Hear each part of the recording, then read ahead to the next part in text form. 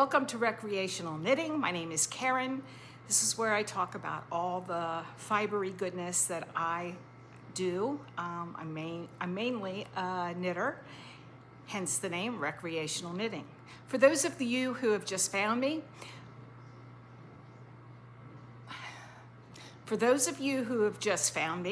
the name comes from the fact that we spent 4 years in a recreational vehicle touring the country. We started out December 2019, and in March 2020, you know what happened. So it changed all our plans. We were supposed to be out for about 2 years, touring all the state's national parks. And of course, that didn't happen. So we spent 4 years in an RV, and now we bought a home in Ormond Beach, Florida, where the Atlantic Ocean is about 6 miles that way. But by the way the bird flies, it takes us about 15 minutes to get to the beach. So, not that it's beach weather today. Today we woke up at about 7 o'clock. We have dogs. And it was 45 degrees out, so it's sweater weather. Even though I don't have a sweater on, I have just a short-sleeved anchor top made in Remix Light, segue right into what I'm wearing. But yes, my husband turned on the heat immediately because he's a sissy when it comes to cold. Born and bred in the New England states, you'd think the man would have a little better, I'm going to get through this, 45 degrees, it's nothing. Never mind that it's only like 70 in the home, you know. So, yeah, so he smoked me out. So it's still a little warm in here, and after he left, I turned the heat off. I'm not a fan of heat. Yeah, I'm not, unless it's really, really cold. Then I'm a fan of heat. Anyways, where'd I go with that? Anyway, I'm here to talk about knitting and all the things. I've got a piece of fuzz on me already, and I haven't pulled anything out of a bag. So let's get to it. I'm going to start off with an acquisition first. This is a special acquisition. As a knitter, I'm probably not alone in my love for sheep and goats. No, I'm not going to cue the screaming goat. There are no finished objects here today.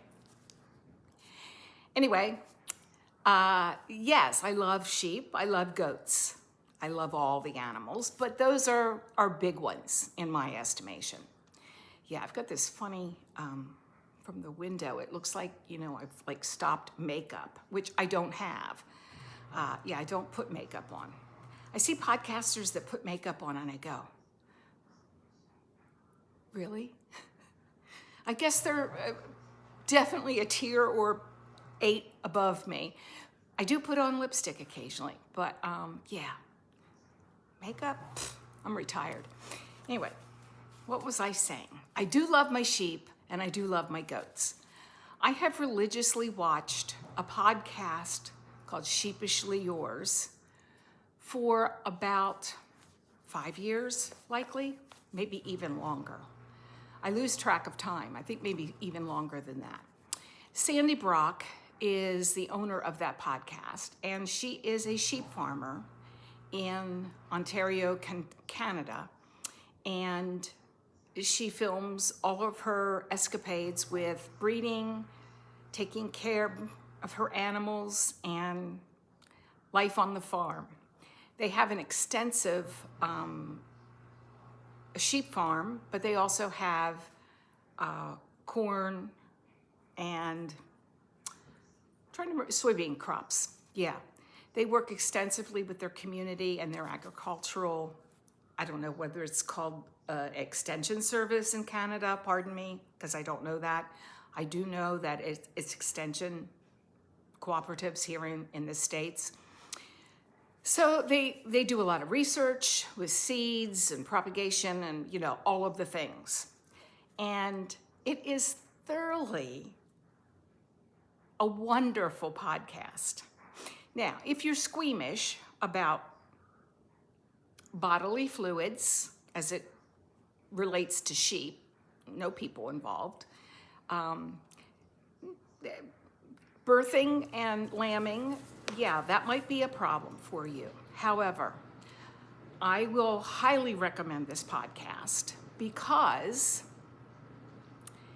there is nothing like watching a room full of little lambs bleat. Nothing. I'll put a link to her podcast below, and you can decide for yourself if it's for you. You probably already watch it, a lot of you, because we're sheep people. We like the wool. And I think about 4 years ago, maybe 3.5 years ago, Sandy, you know, every time you lamb, you shear prior to that so that the wool doesn't get in the way of things. Use your imagination here. And of course, her animals are not merino. They're not specialty lambs and ewes. They are Dorsets mixed with roving sheep up on a hillside. She breeds them for sales to auction for food, just so you know before you get involved. And that's their income, part of their income.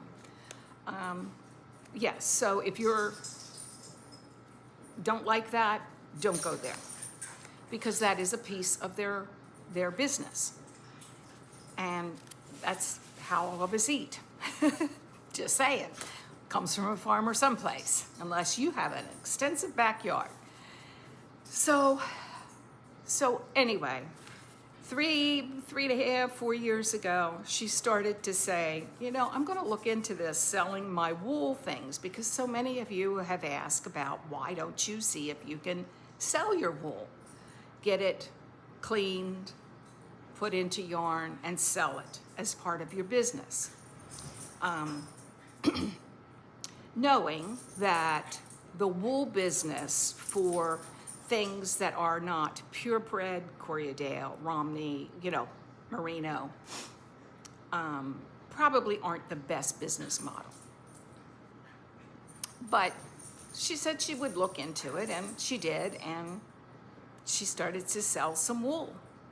And she has a few, I don't know what kind of sheep they are, but they have black wool. And she has a pile of white, which is huge after shearing, and then a small patch of black wool. Well, being a knitter, all I want is some of that, all of that, some of that, but preferably all of that. I'm not greedy. I would take a small skein of that.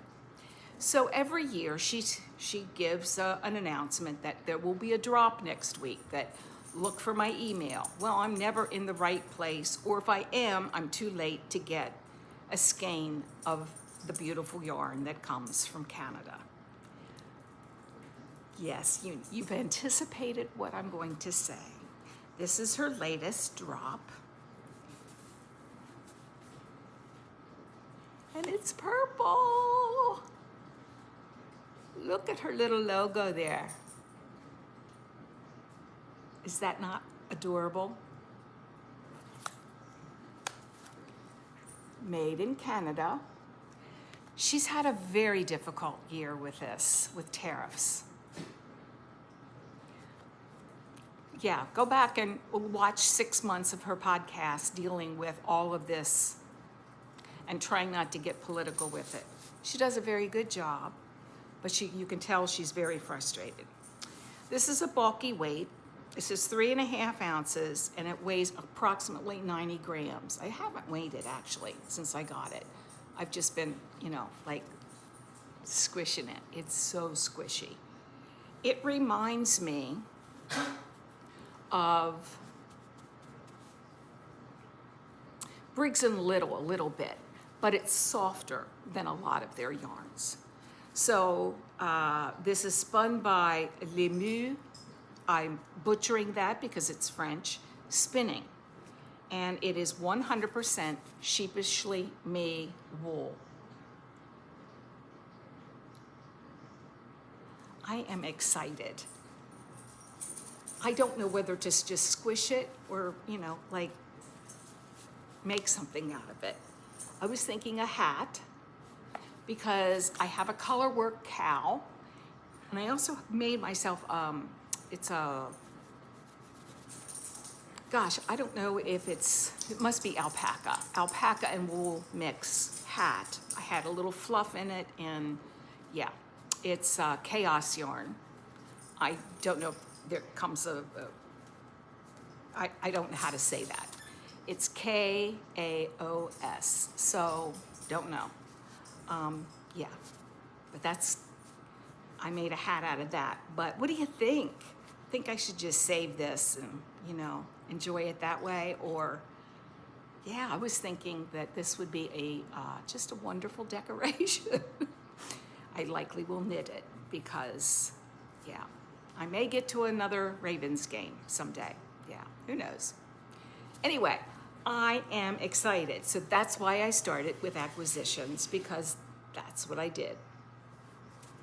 And I just thought, I started my dishwasher about 20 minutes ago before I started filming this. So if you're hearing that, I am so sorry that I did that. I wasn't even thinking. Wasn't thinking about filming it here, actually. This is my dining room, outside, backyard, kitchen, that away. Yeah. This is my grandmother's, and this is my mother's desk from where, when she was a child, it was a one-room schoolhouse.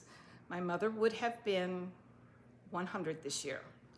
This is from Norrisville Elementary School, and when they were starting to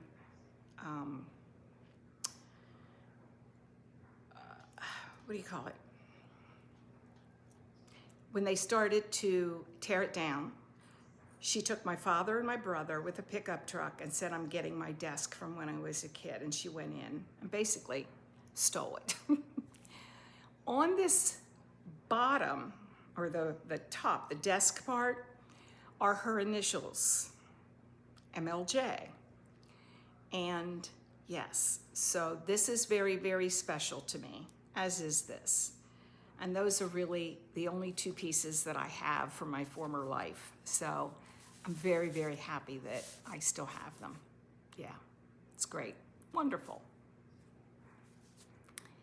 Segue. Okay, let's segue back into some of the stuff. All right, another new acquisition. One of you lovely viewers out there, and I don't know who it is, because there was no gift card on it.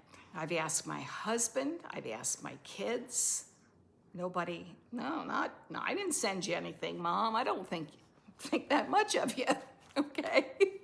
Yeah, so I don't know who did this. So I'm only going to assume that it was one of you lovely, lovely people out there. And I thank you from the bottom of my heart, because this is one of my favorite stores and I don't often buy from it. Just because it's woolly wool, which is my favorite, as you can see with the Sheepishly Me yarn. The Woolly Thistle in Wolfboro, New Hampshire. And on the back of this is, all knitting is good knitting. Well, yeah, there was a moment there this week it wasn't so good. Yeah, there were some four-letter words that were flying out of my mouth. We'll get to that in a minute. And inside this bag is a beautiful purple.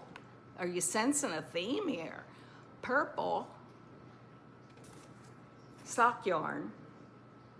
This is the Woolly Thistles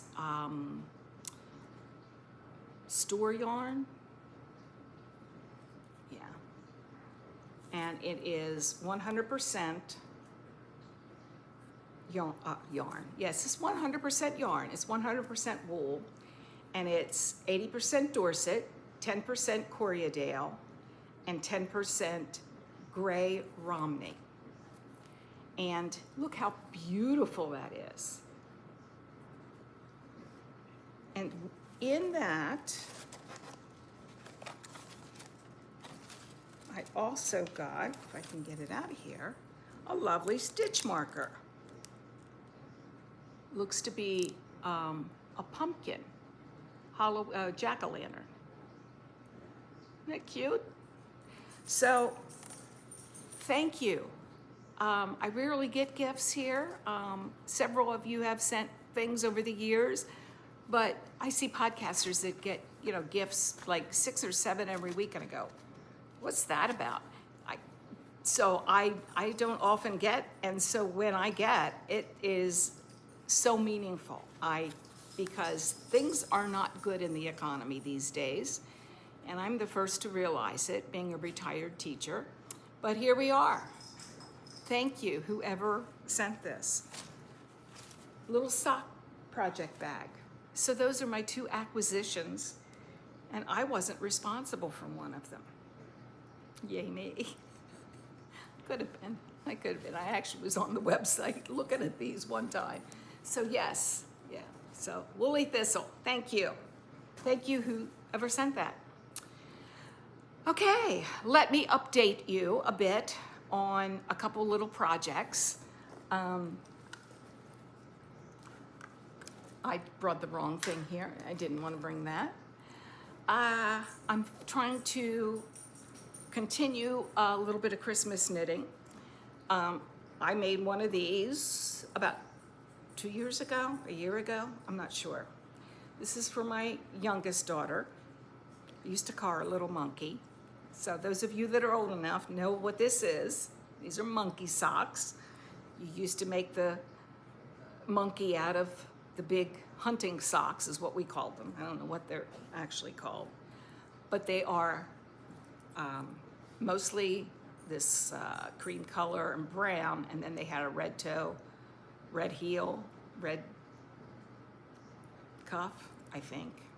Yeah, it's been a while. So anyway, I had this one done, so I cast the second one on, since I'd like to try to get this done for her for Christmas. I don't think that's going to happen, but yeah. I worked on it a little bit last night, and I'm using 4 DPNs, and I don't know where the 4th one went. See, this is what happens with DPNs. 1, 2, 3, I've already lost the 4th one now. These were a set of 5. I went down to 4, and now I'm down to 3. So this likely will not get done if I don't find that 4th one, right? Maybe I've dropped it on the floor. We'll see. I'll look in the couch. Could have been there. Anyway, keeping that in some little dog pouch. I don't know what this is, where I got this. So it's just a little pouch. And I just wanted to update you on, and there goes my dryer. So wanted to update you where I am on the Arne and Carlos stocking that I was doing knitting every day in November for Cancer project. I think the last time I saw you, I was right here,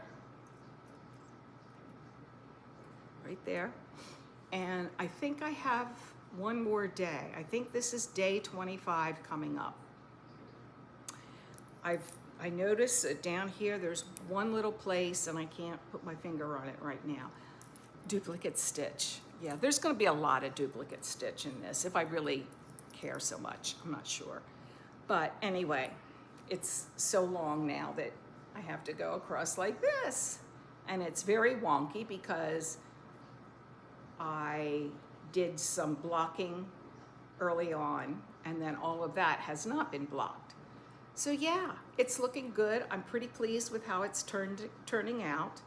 I have decided, since I'm holding this double and I won't have enough for the cuff and the heel, I'm going to do it in the navy blue, which I have plenty of.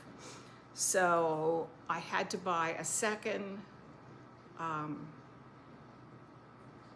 skein of the off-white, and the green and the red are Rowan felted tweed held double, and this is Ramagarn gold, blue, and white that I had to order new.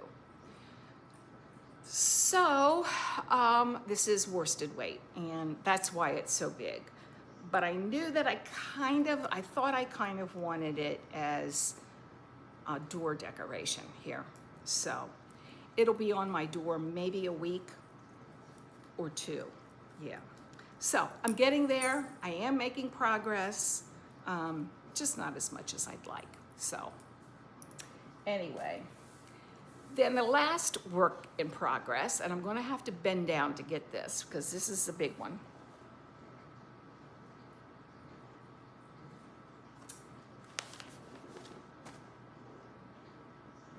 And of course, this is called, it's the pattern called Skrabucket. It is a project bag made out of scraps, where you can make it out of anything. But this is what the pattern looks like. Skrabucket. What did I say? Skrabasket? Yeah, no, Skrabucket. And I'm making the larger one. And I have done the welt where I will put the I-cord through on one side, and I'm working now on the other side to make that welt and then knit it down. But that's what it looks like so far. And this is the bottom.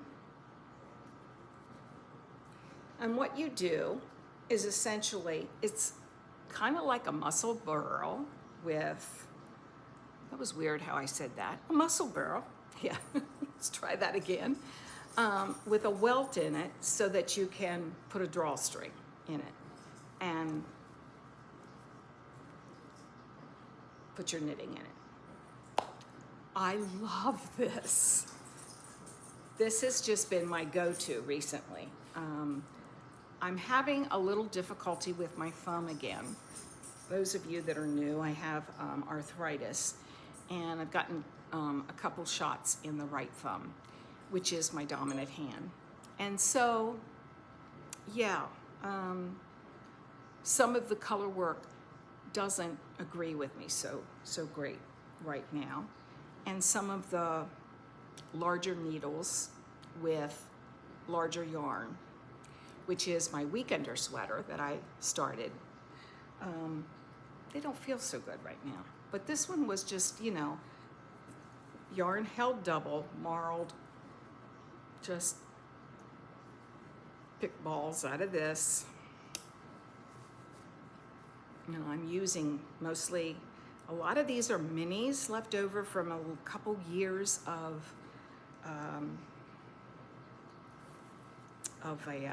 advents, wound them up.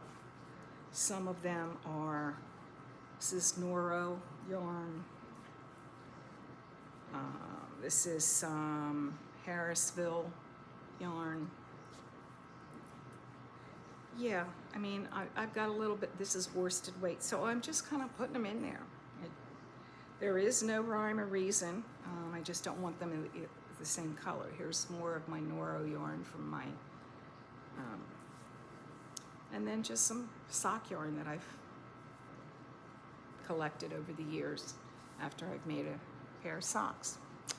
So that's the Skrabucket, and I am enjoying this tremendously. The welts, I'm not gonna lie, are a pita, and they were not great on my thumb last night. I was working a little bit on it last night, and I did get it finished. But it's a little tough to pick up the stitches, and yeah, if you have any hand issues. But yeah, that's it. I love it. I am loving it. And it's fun to see, okay, that went into, you know, a pair of socks I gave to my daughter. Oh, that's, you know, a pair of socks. Oh, that's from Mandy's, you know, Advent last year. Yeah, it's fun to watch. It's just fun to see that. Yeah, these are from socks that I made, I think my daughter a couple years ago. Yeah, so, you know, it's just fun to see it all go in there. So, anyway, Skrabucket. Look it up. Good scrap busting. I could make 3 of those. Yeah, it's bad. And of course, you don't have to do it in scraps. You could do it in, you know, buy some yarn, take some out of your stash, and just make something very, very pretty out of it. Comes in 2 sizes. This is the larger, and I kind of like just kind of went until I said, okay, that's big enough. Yeah, that's me. All right, I'm going to leave you here. It's already been 26 minutes. Crazy. Anyway, sorry for my rambling. Enjoy your Black Friday adventures, whatever those might be. I sit here. I'm actually going to vacuum and dust the house. Doesn't that sound like fun? Yes. I decided years and years and years ago, I don't care how many guests I have for Thanksgiving, I'm not going to do a deep clean until they're gone. So this is my deep clean. So, yeah. All right. On that note, I'll see you in the next one. Knit in peace.